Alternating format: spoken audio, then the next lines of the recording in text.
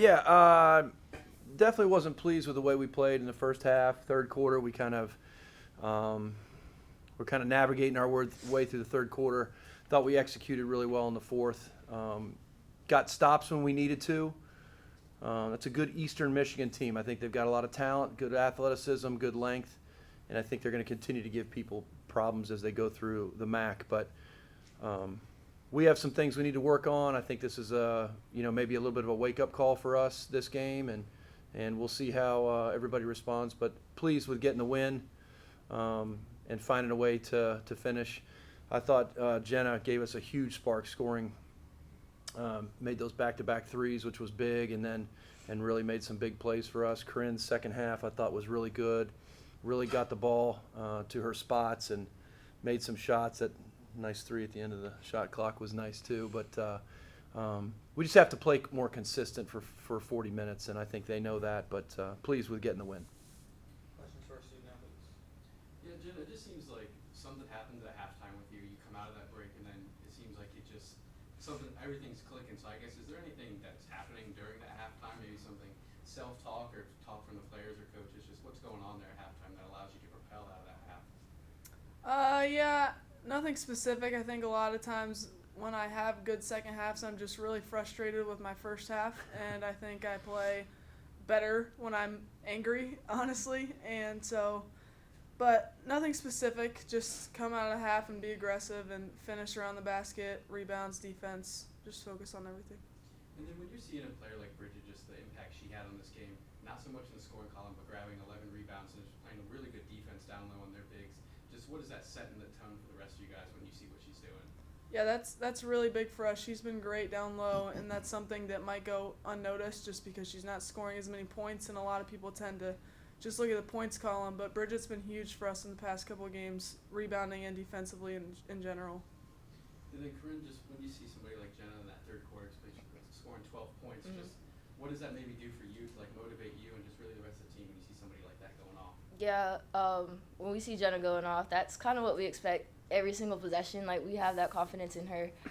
Seeing how hard she plays, we want to get her the ball time after time. We want to go down to defensive side, get a stop, and then come back, and then watch Jenna get another bucket. So it gives us a lot of energy, seeing her go off, she's a big spark for us. Every time she's able to go on a run by herself, it really gets the whole team going. And then over the last few games, you guys have kind of had slow starts there in that first quarter, and you saw that kind of leak over into the second quarter tonight. Just maybe was there anything Eastern was doing, or just really what's going into like these past few games and just the way you guys are starting the games? I think it's on us a little bit. Eastern came out hot, punched us in the mouth, and we weren't really ready for it yet. So it took us a little bit to get going, and I think that's been the story of the past couple games. We haven't been starting out stronger, starting out aggressive as we need to. Yeah, that's on me.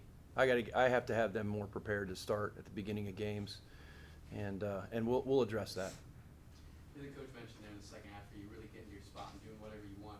Just what is that feeling like when you kind of have full control over what's going on? It's nice playing with a certain pace. We started to get going more offensively all around. Jenna started to get to her spot, so Michaela started to do some work inside the paint. Katie started to get going. So I think the whole floor just opened up a little bit more, and as a team, I think we settled in to our offensive game. Anything else for Corinne and Jenna? Ladies, you good? Thanks, you guys. Good job. Thanks. Yeah. See you tomorrow. Questions for Coach? Yeah, and then I think it was in their third quarter. I was just wondering if you'd be able to give an update on Abby if you're allowed to. Yeah, to be honest with you, I don't know. I know she went down pretty hard, and just have to get with our medical folks and kind of. I did see her after the game, and she was smiling. So, yeah, I don't know. I don't know what the extent was. It seemed to be. She just went down hard and hit her head, I think, a little bit. So. And this is back-to-back games you guys are playing against somebody down low that is really successful. Just maybe what challenges does that bring when you have somebody like the player on their team who is leaguer and blocks and just the impact that she can have. I noticed at the start of the game it seemed like she really wasn't able to, but then she really was able to impact the game there on out. Yeah, I tell you what, we've got some incredible post transfers that have come into this league in the last year. It seems like in the past it's been such a guard-heavy league, and now it seems like every team has low post presence. Fortunately, we brought in 2 low post players as well, and I thought Michaela at times was really good.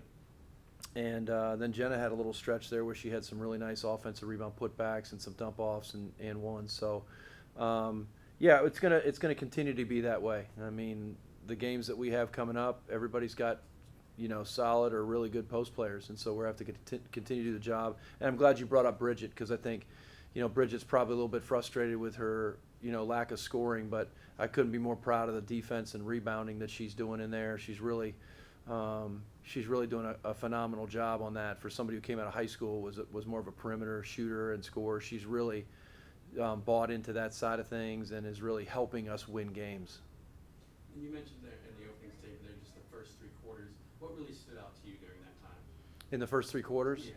Yeah. Yeah, I got to go back and look at film, and we got to break some of that down. I've got to kind of reevaluate the way that we're preparing as we're going into games.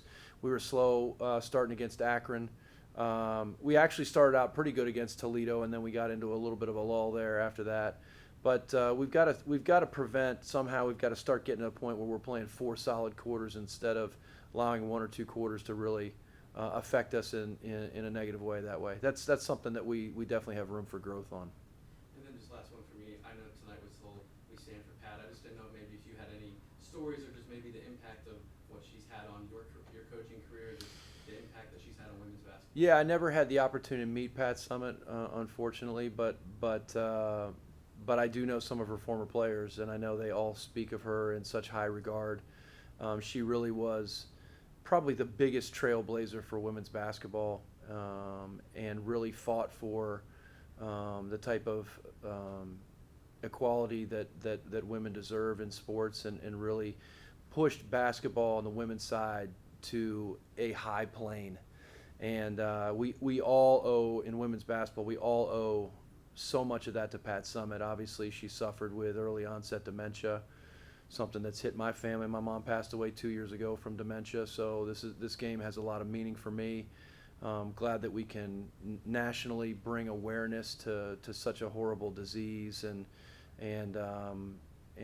glad that we've been able to. Pat Summitt, her legacy lives on, and we're able to honor her career every year. We get to remember her, and bring, you know, a focus on this disease, but also to honor her.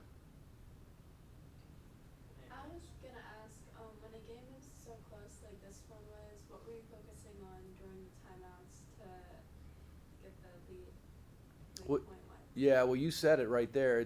I was focusing on their focus, like getting them to be focused.